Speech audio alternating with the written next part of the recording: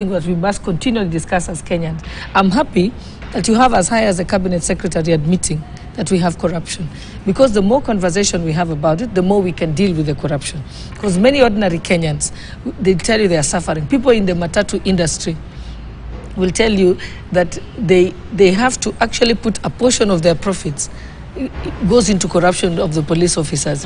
I have had the occasion one time when I was in an Uber, and a policeman flagged down the Uber and then was asking him for 2,000 shillings. So I remember, to his shock, he didn't know I was in the Uber. So I got and I said, 2,000 shillings for what? You know, and the Uber guy says, this is what they do to us. If you talk to the people in the border industry, if you go to any police station, there's several borders that have been taken by the police. And remember, that person has a loan they are paying on that border. They were feeding their family off it, and it's been held by the police. And sometimes they demand from you 5,000 shillings when you're somebody who makes at most 500 shillings a day. So the terror that the police has reigned on Kenyans, ordinary Kenyans, or even and public officers also. You go to to get a letter from the chief, he wants money. We have all these illegal alcohol dens. They're surviving, and they are open all the time because of the police officers. The police officers are allowing it to continue because they pay the police officers, and they continue to sell their illicit alcohol at all hours without the police dealing with them. And you wonder, the police know. And I can give a very good, I have various examples of places that we have attempted to talk to the police and said, you should close down this place. But you close it down, you go there, say they should close down, but they are open the following day.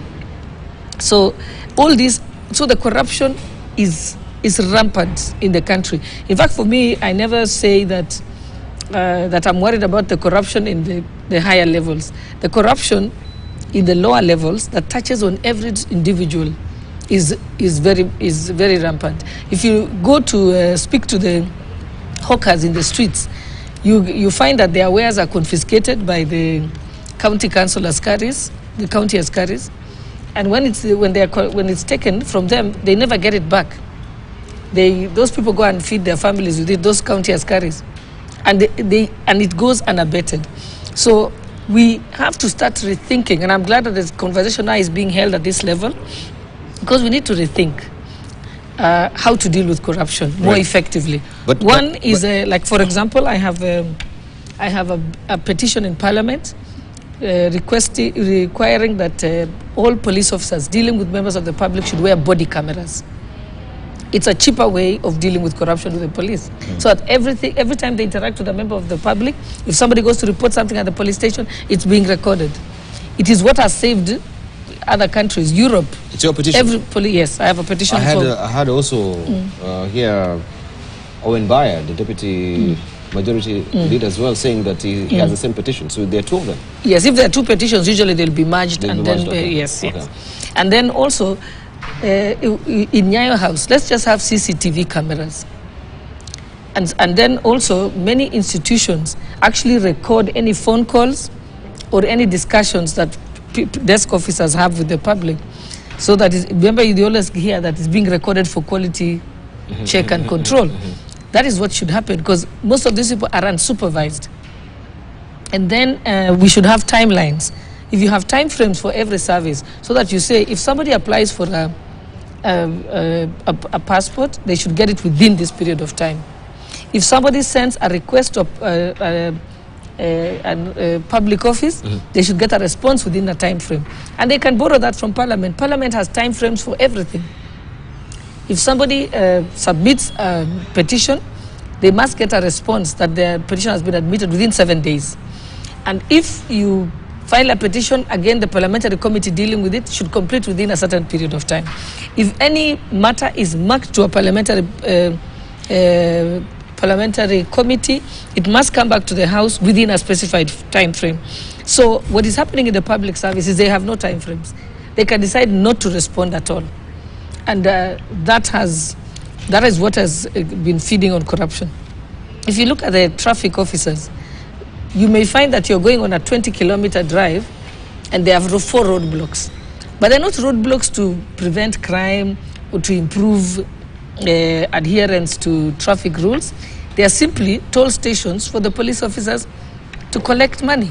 Ask anybody who is in the transport sector, they budget their money.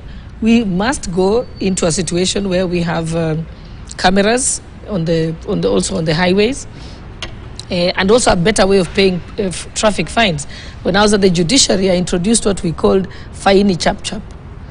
And people could pay by M-Pesa their fines, admit guilt, and just pay the fine. Those days in Kibera Lokots, we were collecting around 50,000 shillings a day in fines. When we introduced faini chap-chap, it went up to 500,000 immediately. So it tells you that most of that money was going to bribes of police officers and other court orderlies. But as soon as I left the judiciary, they killed it. The same thing when we said, that taking of dates, let's make an electronic calendar. Just the way you go online and pick a date for the US Embassy to give you a visa date, you can do the same thing for a court calendar. But people prefer the manual way, that you go there, then they tell you the court date is full until next year. But in actual sense, if you give them some money, they will give you an earlier date. So you'll find that there are some people who always get earlier dates and other people who wait for years and years to be able to have their matters done. So we have to begin as a country that fighting corruption, we have to go to methodologies that actually make it impossible to be corrupt, not just by arresting people. And that's why you find that EACC itself has had great difficulty in fighting corruption. And even corruption has crept into EACC itself.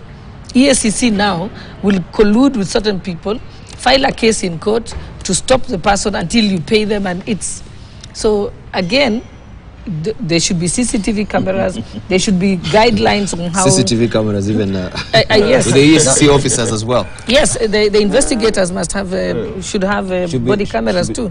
Yes, because so that you can hear the conversation they have. Because most of the time they delay cases or they delay investigations because they've been bribed by the person who's supposed to be arrested. So they can be able to delay the matter. They have taken cases that are not going anywhere to court. Again, there should be a standard of guidelines saying that this is the threshold for taking a matter to court. This is the threshold for deciding that this is corruption. Even it has gotten to the point where you find somebody has a charge sheet.